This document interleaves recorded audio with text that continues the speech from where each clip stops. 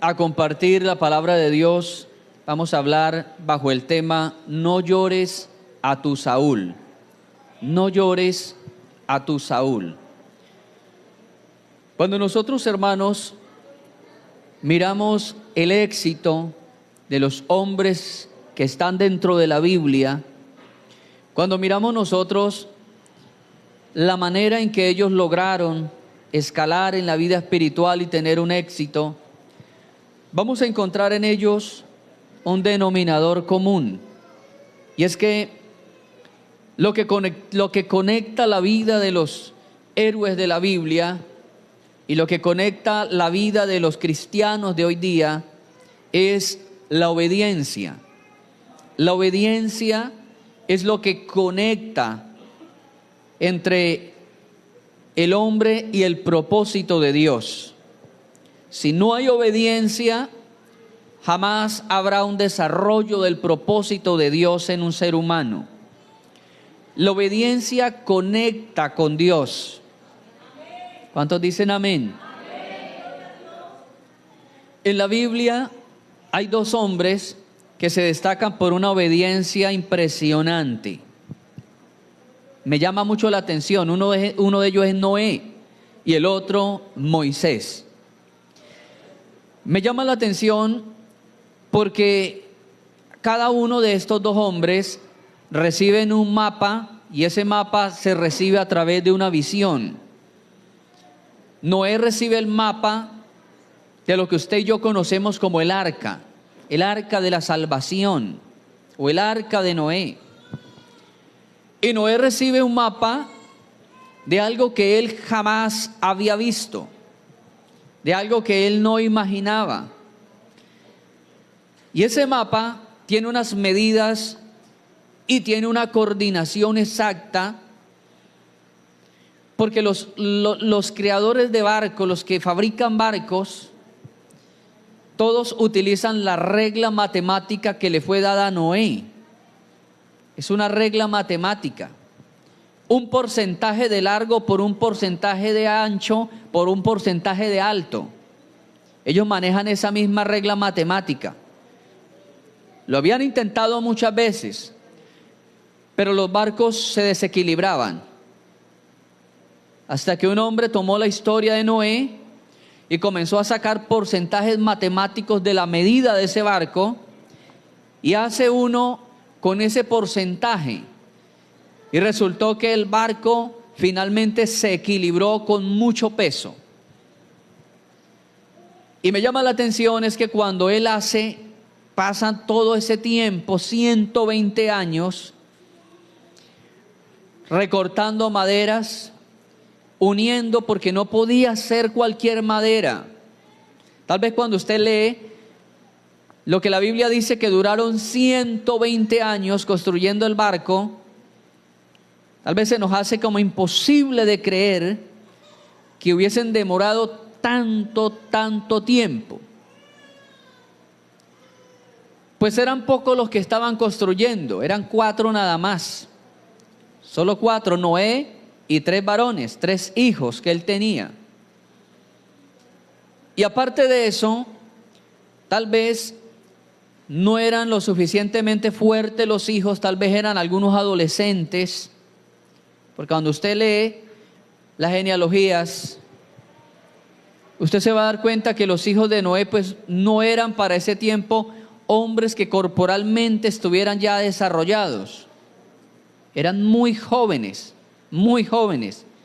Tal vez el menor todavía era un adolescente cuando empezaron a construir el arca. Y dice la Biblia que tenía que ser de una madera, de un árbol llamado gofer, una madera especial, una madera muy liviana, pero que a la vez era una madera muy durable, que no le iba a apolillar los animales, que no se iba a apolillar, para que cuando Noé terminara ya estuviera dañado lo que él hizo primero. Una madera muy especial. Tal vez el tiempo en que demoran construyendo, lo que tardan haciendo aquel barco, tal vez en ese tiempo vinieron contratiempos, tal vez vinieron tiempos de enfermedad, tal vez vinieron tiempos donde tuvieron que dejar la construcción e irse a cultivar porque ellos necesitaban alimentarse. Tal vez vinieron semanas donde Noé les decía: hijos, esta semana no vamos a trabajar porque vamos a cultivar. Hay que cultivar, hay que atender los sembrados. Y tal vez por algunas temporadas retomaban el trabajo y trabajaban arduamente. Total que demoran 120 años. Dios le dice: hazte una sola puerta y hazte una sola ventana. Y luego le dice: vas a recubrir con brea, vas a recubrir lo de adentro y lo de afuera. La brea es lo que usted y yo conocemos hoy día como asfalto, con lo que pavimentan las vías nacionales. Asfalto, un derivado del petróleo. Es un derivado bastante mucoso sacado del petróleo. Es de color negro, totalmente negro, un negro profundo. O sea que la barca de Noé no quedó atractiva, no tenía una bandera como hoy día se le colocan banderines, el escudo del país, el nombre del barco y alguna chimenea si es de vapor. Nada de eso tenía el arca de Noé. Era un barco que no tenía una envoltura vistosa, tal vez parecía como los troncos de leña cuando se encienden y luego se apagan, que quedan todos negros, renegridos. Tal vez era así como un carbón flotante. Pero me llama la atención, hermanos, es que cuando él termina de hacer todo eso, claramente la Biblia dice: e hizo Noé conforme Dios le dijo. Hizo todo lo que Dios le dijo. Repito que este mapa lo recibió de una visión.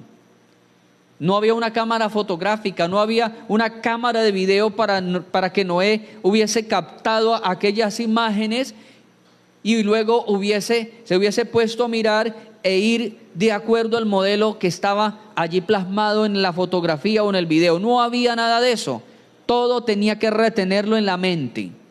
Todo tenía que estar ahí en la mente.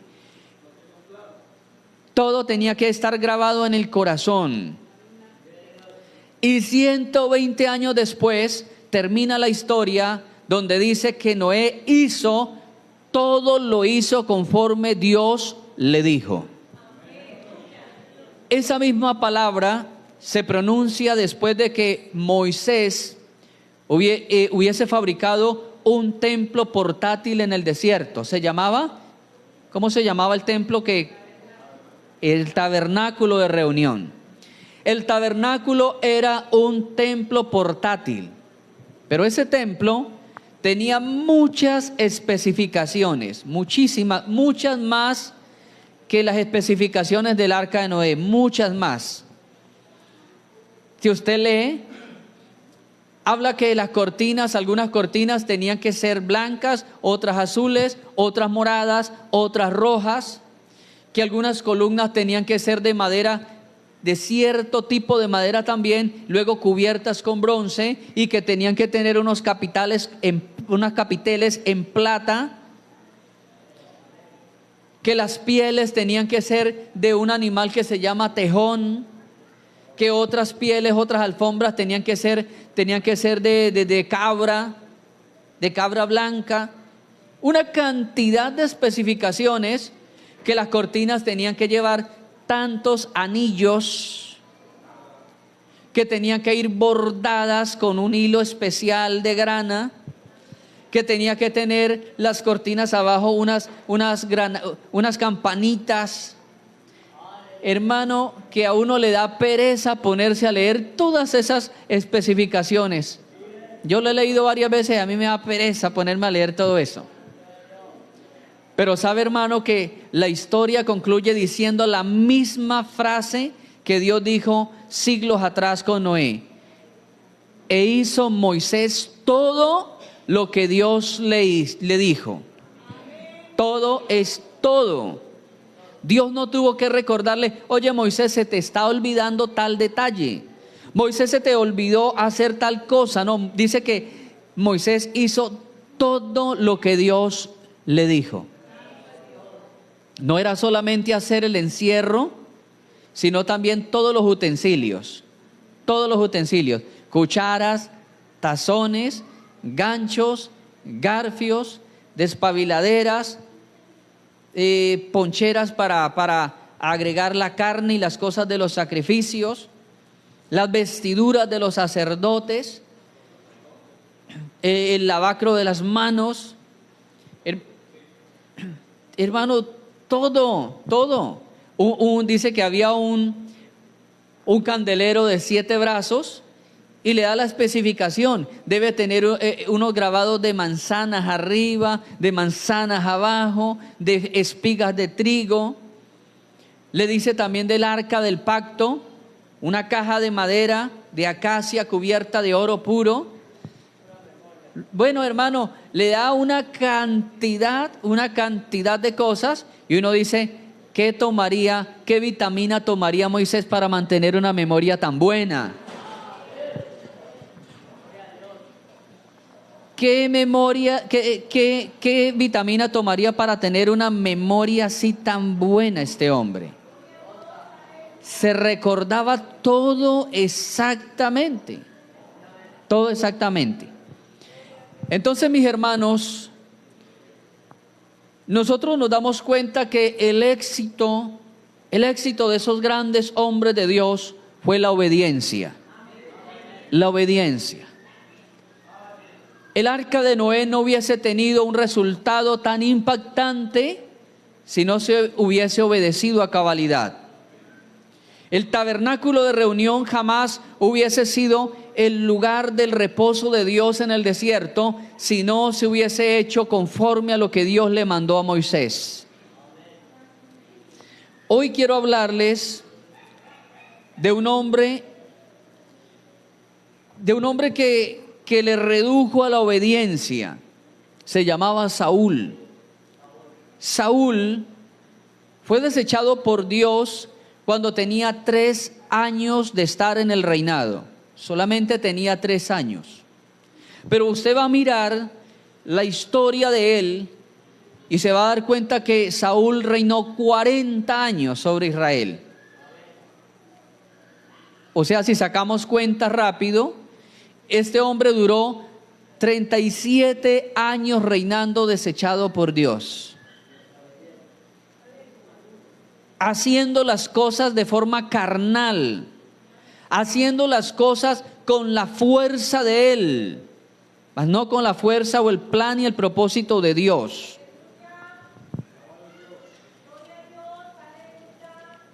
Algo que hay que resaltar, hermano, es el nombre de Saúl.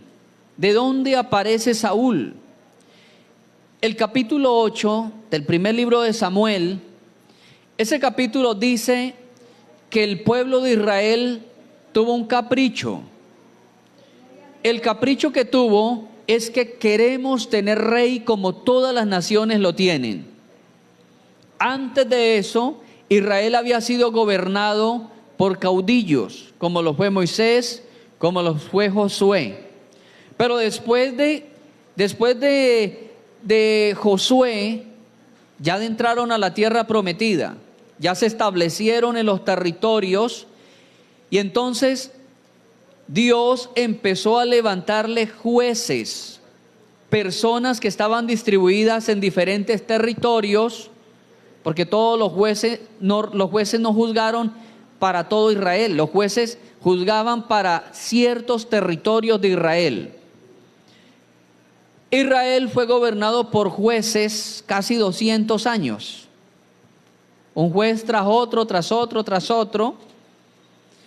Y entonces el pueblo llegó el momento en que dijo, queremos tener un rey como todas las naciones y que gobierne sobre nosotros, que nos dé entre y que nos saque a la guerra, que nos coordine. Y entonces le hablaron a Samuel. Samuel fue el último de los jueces de Israel. Fue el último. Tenga pendiente que de todos los jueces de la Biblia, el último juez fue Samuel. Samuel cumplía dos oficios, que fue el único que los cumplió, que era juez y que era profeta a la vez. Era sacerdote. Era juez, profeta y sacerdote. Tenía tres cargos muy importantes para su tiempo: profeta, juez y sacerdote. Y le hablaron a Samuel y le dijeron: Samuel, queremos tener un rey. Samuel de inmediato les dice: ustedes provocan a Dios, porque el rey de nuestro país es Jehová de los ejércitos. Él es el que nos reúne y el que nos entra y nos saca a la guerra. Pero dice la Biblia que el pueblo pudo más que las razones de Samuel. El pueblo siguió deseando un rey. Samuel les dijo, les profetizó, les dijo: el rey que ustedes van a tener, los reyes que van a tener de aquí en adelante, los van a oprimir a ustedes. Ustedes van a tener que trabajar para mantener la familia del rey. El rey, para mantener el ejército, les va a colocar impuestos. Lo mejor de los frutos tienen que llevarlo de primicia al rey. Las hijas más bonitas van a ir al harén del rey. Y empezó a decirle todos los contras que tenía esa posición del rey. Pero la Biblia dice: no, queremos rey. El pueblo dice: queremos rey. Se empecinaron a que querían tener un rey como todas las naciones. Y entonces Dios le dijo a Samuel, porque Samuel se fue preocupado, y Dios le dijo a Samuel: el corazón del pueblo es duro y quieren sentir la mano dura sobre ellos. Y entonces le da una orden y le dicen: bueno, hay un muchacho de la tribu de Benjamín, y le da todas las directrices. Tal cual Dios le dijo a Samuel, así ocurrió.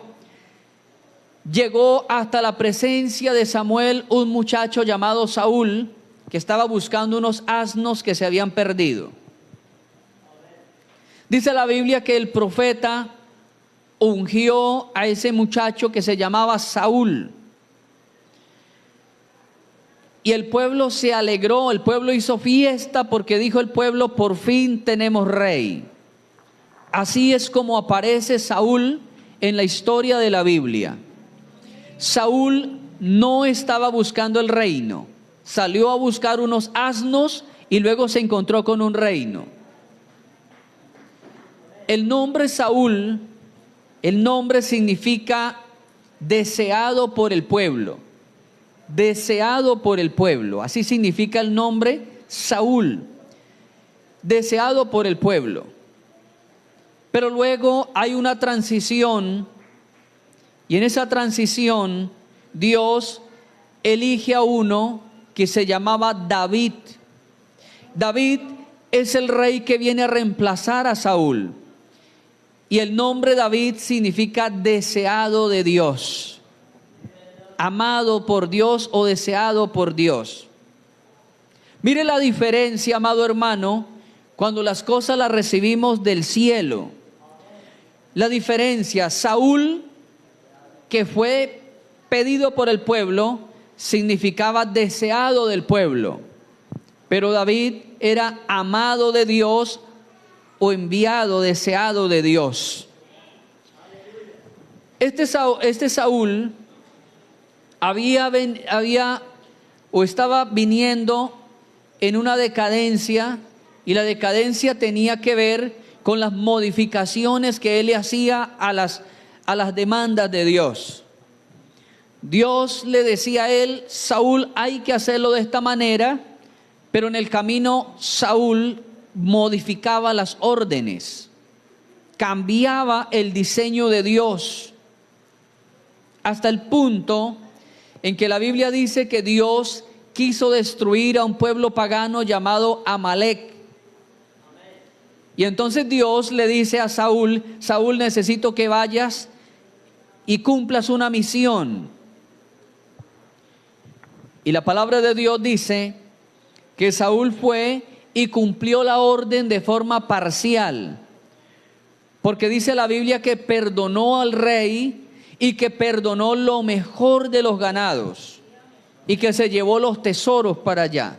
La orden de Dios era que todo estuviera acabado, que se exterminara totalmente ese pueblo, porque había una venganza de siglos atrás. Los amalecitas salieron a interrumpirle el paso a los israelitas cuando los israelitas estaban peregrinos en el desierto. Ellos salieron a acabar a Israel. Y Dios, a través de Saúl, tiempo después, quería ejecutar la venganza sobre ese pueblo. Pero oiga esto, hermano. La Biblia dice que él le perdonó la vida al rey y a lo mejor del ganado. Cuando Dios habla con Samuel, Dios le dice: me pesa haber puesto por rey a Saúl, porque Saúl es un desobediente, porque Saúl no cumplió la orden. Y mire, hermano, lo que respondió Saúl. Dice la palabra de Dios, el versículo 13 del capítulo 15: vino pues Samuel a Saúl, y Saúl le dijo: bendito seas tú de Jehová, yo he cumplido la palabra de Jehová. Y Samuel entonces dijo: ¿qué es ese bálido de ovejas y bramido de vacas? ¿Es este que yo oigo con mis oídos? Saúl respondió: de Amalec los han traído, porque el pueblo, oiga esto, hermano, fue el pueblo, dice él, perdonó lo mejor de las ovejas y de las vacas para sacrificarlas a Jehová tu Dios, pero lo demás lo destruimos. Ahora dice que el culpable es el pueblo, no él. El culpable es el pueblo que perdonó lo mejor del ganado. Dice él, el pueblo. Le está atribuyendo la desobediencia a segundos, a terceros. Fue el pueblo, fue el pueblo. Parece la respuesta. A mí me hace acordar la respuesta que le dio Aarón a Moisés. ¿Se acuerda que Dios le dijo a Moisés: Moisés, sube al monte y quédate allí unos días? Moisés se fue y dejó encargado al hermano Aarón: hazte cargo del pueblo, vigila al pueblo, haga cadena de oración con el pueblo. Se fue y duró 40 días y 40 noches. Y cuando vino, los encontró en una fiesta, en una parranda tremenda. Habían hecho un becerro de oro. Y dice que estaban adorando ese becerro. Pero la Biblia dice que el que fabricó con las manos, dice que con martillo, el que lo hizo martillo, el que le dio la forma, dice que fue Aarón. Pero cuando Moisés llega, Moisés le pregunta: ¿quién hizo esto? Hablando del becerro, ¿quién hizo esto? Y Aarón dijo: el pueblo tiró el oro al fuego y salió este becerro. El pueblo tiró el oro al fuego y producto de eso apareció el becerro. Fue el pueblo. Siempre nos hemos refugiado en excusas. Siempre hemos querido culpar a otros para evadir nuestra propia responsabilidad. Es que es fulano, es sutano, es que no me deja crecer tal persona, es que son mis hijos, es que es mi marido, no es que es mi suegra, no es que es mi mujer, no es que son los amigos. Hermano, tenemos que aprender a consolidar la responsabilidad sobre nosotros mismos. ¿Quién es el responsable de no crecer espiritualmente? ¿El ambiente o nosotros que no nos disponemos a crecer en este ambiente? Él dijo: el pueblo perdonó lo mejor del ganado. Hermanos, y hubo algo en ese momento, hubo un milagro de Dios. Hubo un milagro de Dios en esa entrevista entre Samuel y Saúl. Hubo un milagro ahí. El milagro es que preciso a la hora que llega Samuel y están hablando los dos, empiezan a bramar las vacas, las ovejas. Yo creo que empiezan a bramar todos esos animales y empieza Saúl a ponerse colorado, a sonrojarse. Porque mire, hermano, que en un momento, cuando llega Saúl y están hablando, empiezan los animales a bramar. Empiezan todos a colocarse en histéricos. ¿Por qué, hermano? Esto me hace acordar de una historia que nos dijo el hermano Gabriel aquí, hermano, con todo respeto lo nombro. De una travesura que habían hecho con un hermano cuando eran pequeños. Y el animal a que le habían dado a comer, un rejo que habían picado, vino y se trasbocó precisamente en los pies del dueño del rejo. Y así les pasó, hermano, les pasó a Saúl. Todo estaba controlado, pero en el momento en que llegó el hombre de Dios y estaba entrevistando a Saúl acerca de la misión, dice que se pusieron a bramar todas las vacas, las ovejas, los chivos, los cabros, todos los animales se pusieron a hacer alboroto. Yo me imagino ahí un ángel de Dios coordinando a todos esos animales. Yo me imagino que el ángel de Dios llegó y los organizó y dijo, bueno, cuando yo mueva la varita a la derecha van a bramar las vacas y cuando la mueva a la izquierda bramarán las ovejas. Y yo me imagino ese ángel diciéndole a la cuenta de 1, de 2 y de 3. Mu, mu, mu, mu, mu, me, mu, mu, mu, mu, mu, me. Porque empezaron los animales a hacer un son con los bramidos. Tanto que se apercibe Samuel y dice, oiga, ¿qué es ese alboroto de todos los animales? Ay, Señor, no, es que, figúrese, ¿cómo le digo? Bueno, es que el pueblo se antojó de traer los animales más bonitos, las razas más grandes, porque figúrese que ellos se acordaron que a Dios le gustan los animales bonitos, gordos, sanos. Y entonces ya dijo, el pueblo los trajo, pero los trajo para sacrificárselo a Dios, no para comer, ni para sacar razas buenas, para criar. No. Todo esto sigue con el mismo propósito de Dios. Eso pasa cuando en nuestros caprichos estamos metiendo a Dios en nuestros caprichos. Dice la Biblia que Dios desechó en ese día, desechó a Saúl. Tenía apenas 3 años de estar instalado como rey. 3 años. Y dice la Biblia que esto le trajo una congoja a Samuel. Y Samuel empieza a llorar. Samuel toda esa noche está llorando. Toda esa noche está allí pensativo. Porque él había aprendido a amar a Saúl.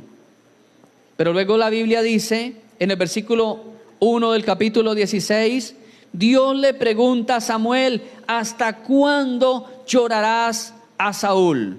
¿Hasta cuándo? Y le dice, levántate, toma tu cuerno, llénalo de aceite, y yo te voy a llevar a un hombre que ya he escogido. Dios le dice, no llore más por el desobediente, no llore más por el rebelde, no llore más por aquel que está haciendo estorbo a mis planes. Y le dijo, yo tengo a otro, ya escogí a otro, un prójimo mejor que él. Se llamaba David, que significa deseado por Dios o amado de Dios. Amado de Dios.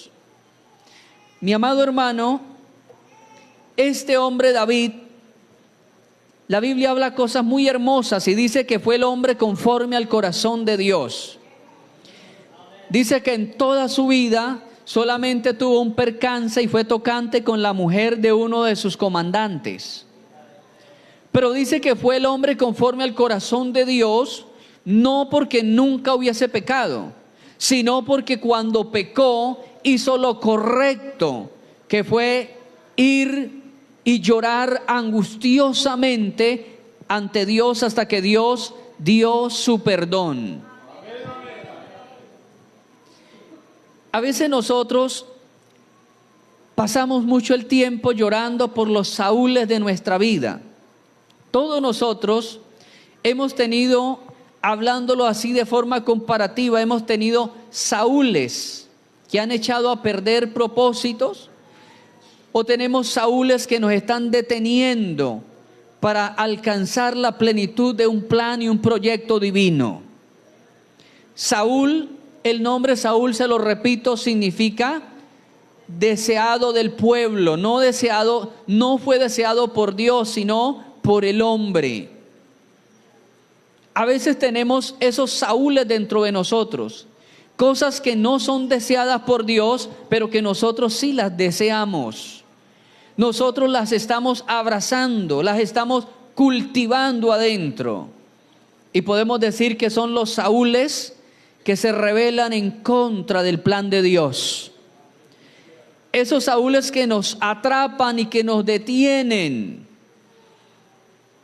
Algunos tienen los Saúles allí de desobediencia, los Saúles de ira, de contienda, los Saúles de la pereza.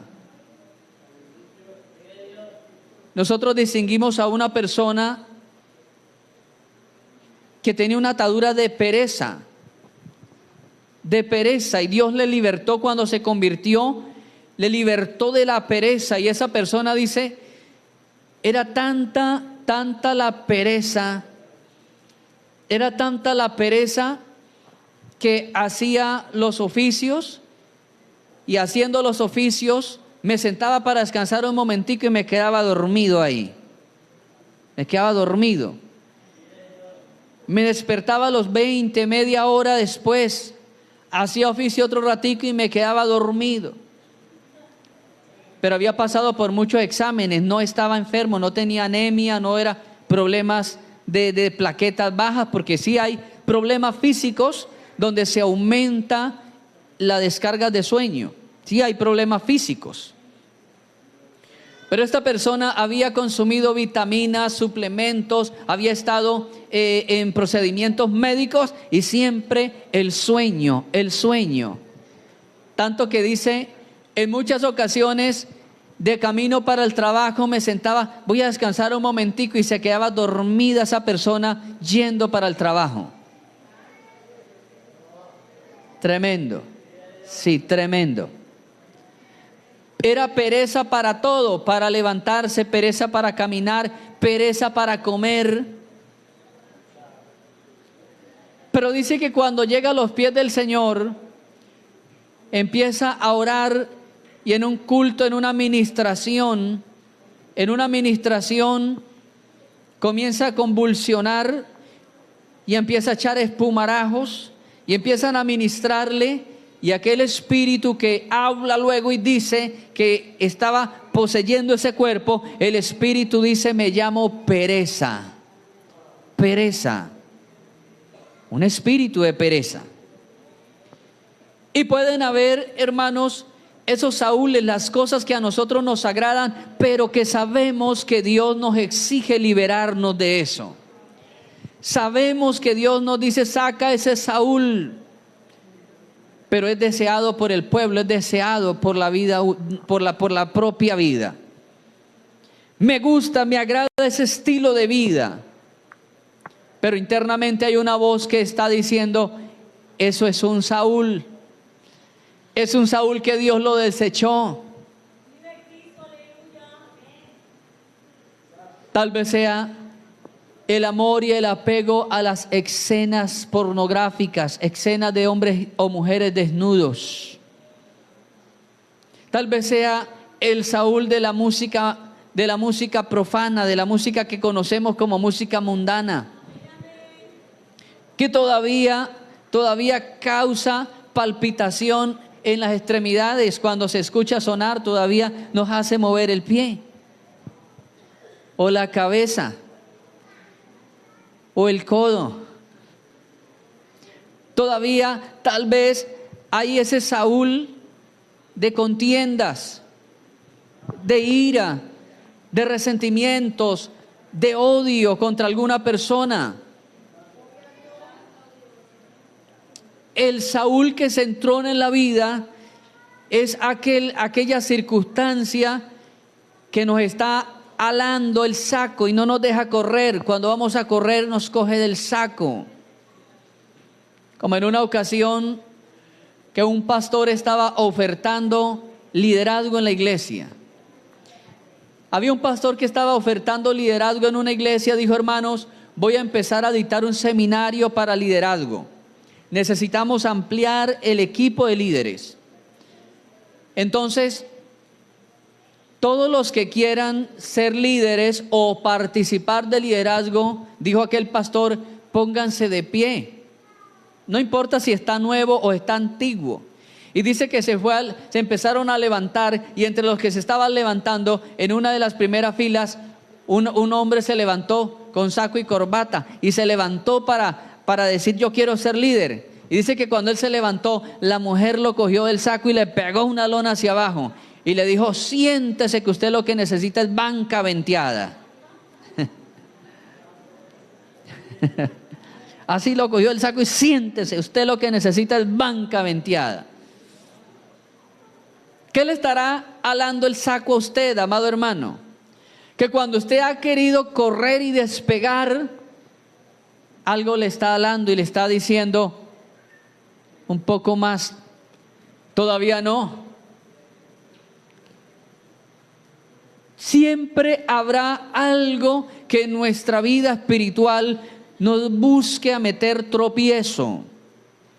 Por eso la palabra de Dios dice que hay que correr legítimamente esta carrera que tenemos por delante. Un hombre que recorrió y tiene el Guinness Records, un hombre que recorrió y tiene el Guinness Records de la persona que más ha trotado en el mundo. Tiene miles de kilómetros trotando. Ha trotado un tiempo, para ahí, hace una estación, luego trota y tiene el Guinness Record de la persona que más ha trotado en el mundo. Y luego que termina, lo entrevistan y le preguntan por qué él acabó muchos pares de zapatos. En años que duró trotando, él acabó muchos pares de zapatos.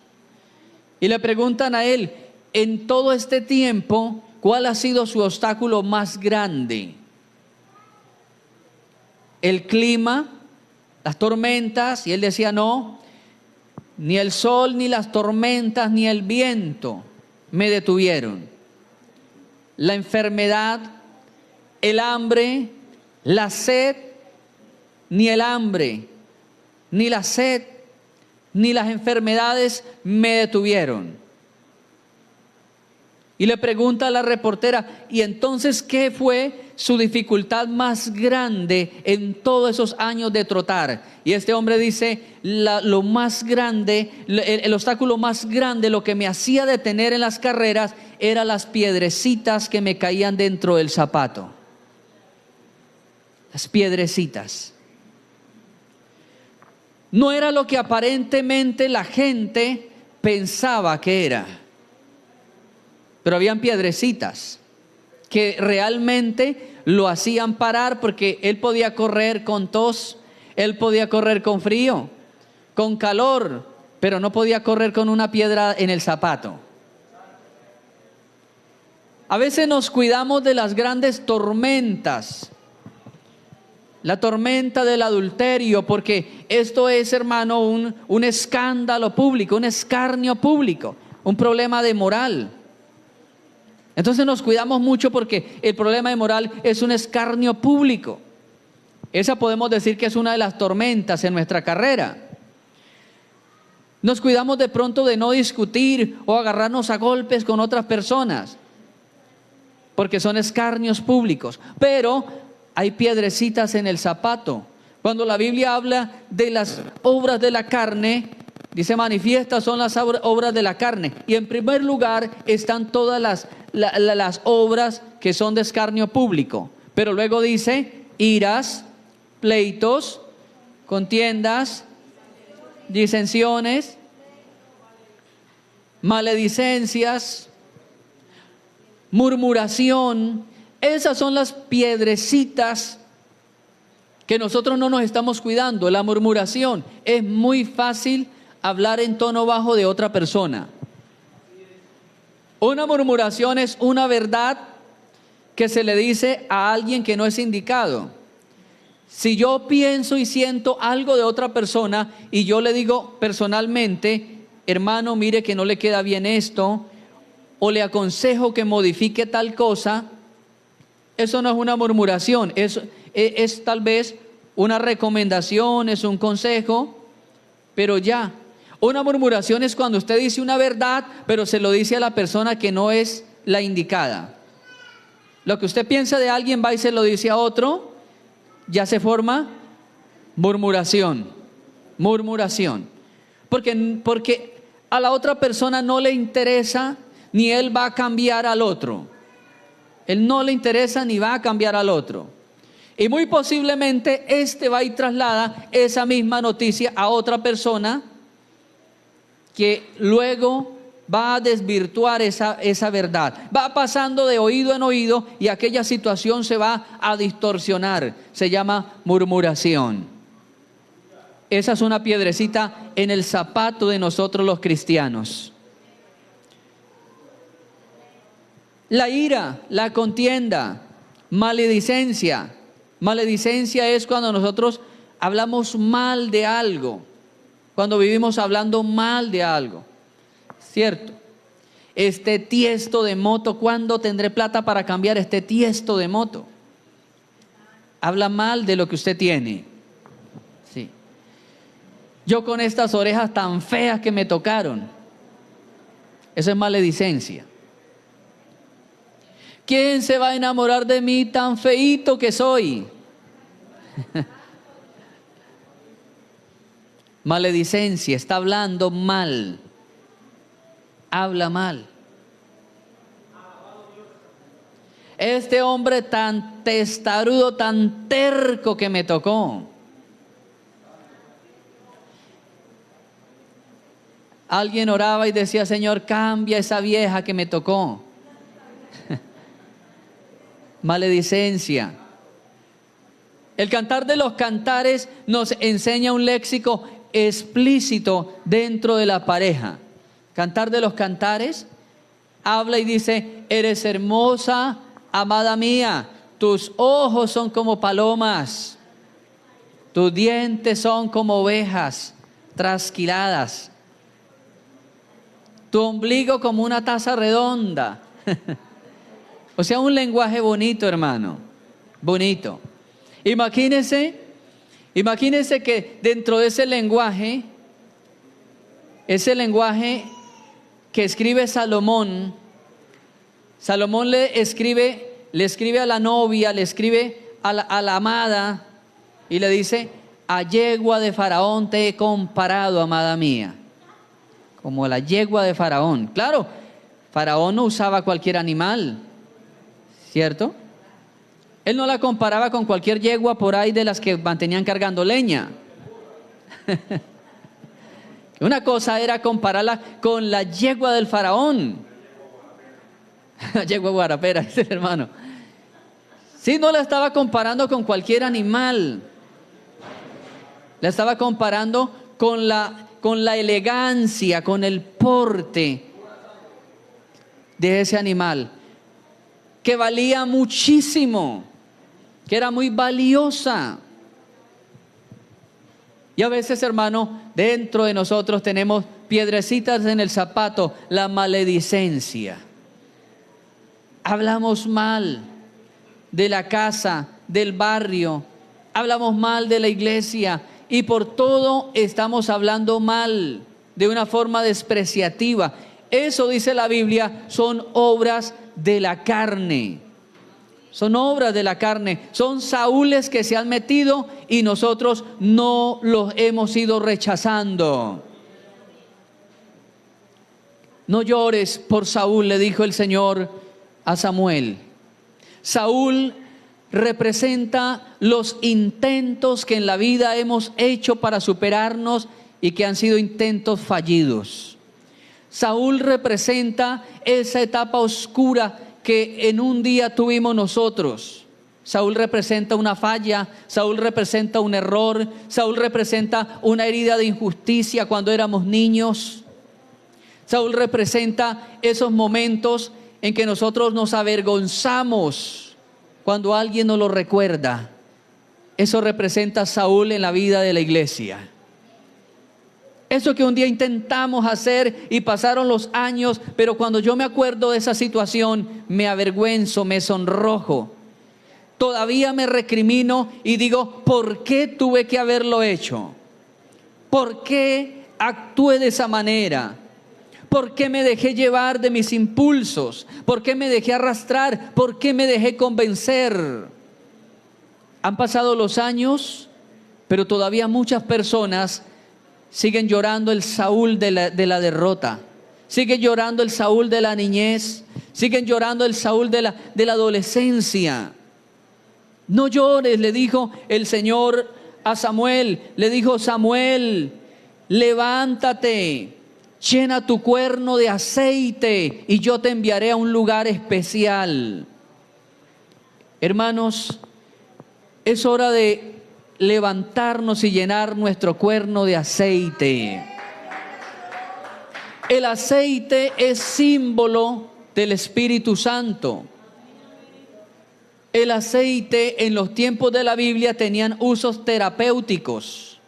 Agregaban las especias aromáticas, las hierbas medicinales, las machacaban y las mezclaban en aceite, porque el aceite tiene una duración bastante longeva. Y entonces las plantas medicinales las agregaban machacadas dentro del aceite, que normalmente eran aceite de las olivas machacadas. Y ese aceite muchas veces se utilizaba para ungir a los enfermos. Y cuando se trataba de elevar de rango a un sacerdote, a un levita, de levita a sacerdote, se le aplicaba el aceite también. Se ungían a los que iban a ser jueces, se ungían a los que iban a ser reyes, se ungían a los que iban a ser sacerdotes. Del pueblo común, a los únicos que se ungían eran los enfermos de la congregación. Y entonces Dios le dice: levántate y llena tu cuerno de aceite. Estaba llorando a un Saúl con el cuerno vacío. Hermanos, el propósito de Dios sigue aunque hayamos cometido errores, aunque hayamos fracasado en cierto propósito. Dios aún nos da una oportunidad de levantarnos. Dios nos dice en este día: no se ha terminado tu historia. Si hay un Saúl que sacar, también hay un propósito que recibir. Si hay que sacar a un Saúl, hay que recibir un propósito. No paró el propósito de Dios porque sacaran a Saúl. El propósito de Dios continuó con un David dispuesto, con un David que oraba, con un David que cantaba, con un David que se humillaba cuando pecaba, que reconocía sus errores.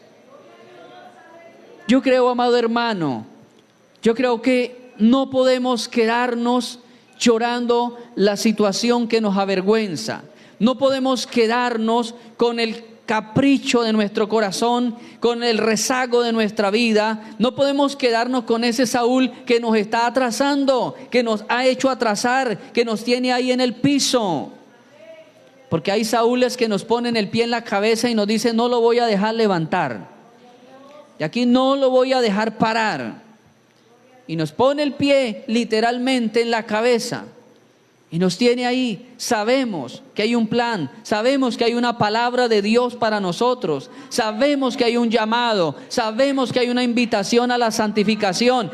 pero el Saúl que está entronado en nuestra vida nos ha puesto el pie en la cabeza. Nos ha dicho, no lo voy a dejar levantar, no lo voy a dejar pasar, no lo voy a dejar seguir. Cuando usted ha hecho el intento, ese Saúl le jala el saco. Amado hermano, hoy encima de todas las oposiciones del Saúl que hay dentro de su corazón, vamos a decirle, Señor, yo quiero tener el cuerno lleno de aceite. Colóquese de pie.